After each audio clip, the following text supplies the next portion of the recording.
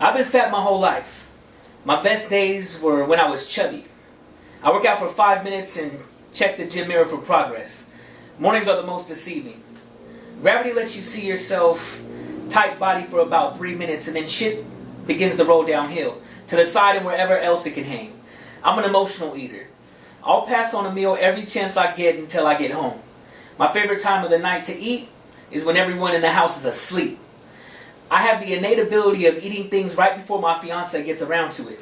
I've sliced many a cheesecake to the point of no return. I carry a lot of my childhood with me.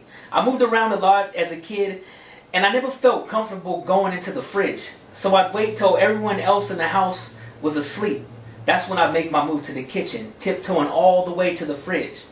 It's why I'm so light on my feet to this day. I mastered linoleum and wood, but my favorite was a good carpet. I knew how to open jam doors, creaky doors, doors next to the master bedroom with precision.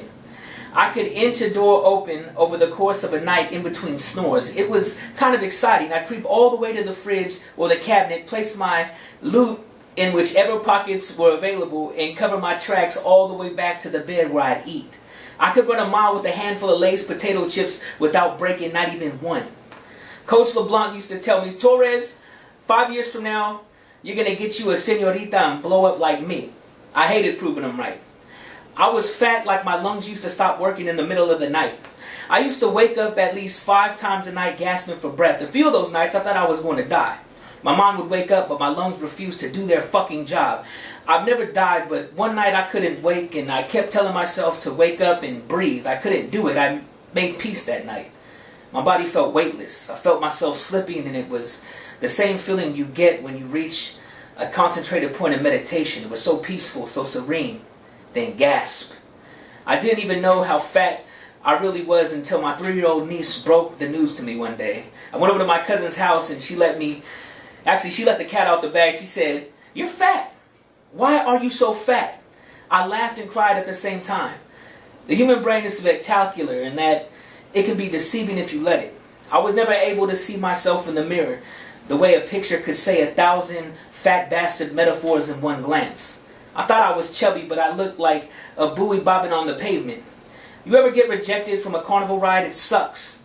I was gambling all day and didn't even know it. I stand in line for 2 hours. I even let a few people go ahead of me just so I could be in the front. The time came to get on the ride. I sit in the chair with a face full of cheese, glad, happy as a bigot listening to 45. I went to pull the harness down and the harness wasn't having it. I played dumb, but I knew that one of my biggest fears had come to fruition. I never understood my cousin so much until that moment. He never attempted to go on rides when we were younger. And now I knew why. Now I'm panicking, sweating, crying inside, but my airy stubbornness was like, "We getting on this motherfucker." I tried making my belly button touch my spine, but there was too much cushion refusing to push in. You see, one of the operators came over to assist. Now more eyes and more eyes and more eyes are burning my fucking soul. I thought everyone was judging me, but in reality, they just waited 2 hours and just wanted to experience the awesomeness of a roller coaster. I tried to give up. But now 2 operators were helping with the cause. One operator jumped in the air, almost cracked my ribs in an attempt to lock the harness. You ever notice how people always seem to think fat people don't feel pain, as if girth serves as some pseudo Kevlar? Finally, we all looked at each other. With that, we gave it our best look. Humans that only humans can do. One patted me on the back and said, "Sorry, bud." I caught the other one welling up. Humanity is experienced during the strangest circumstances. I jumped off of the seat and walked what felt like a mile through a gauntlet of stairs. People couldn't even look me in the face.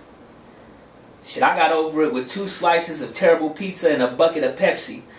I laughed with every bite because I know there was at least one person that saw me in line and thought, "I don't think his fat ass is going to make it."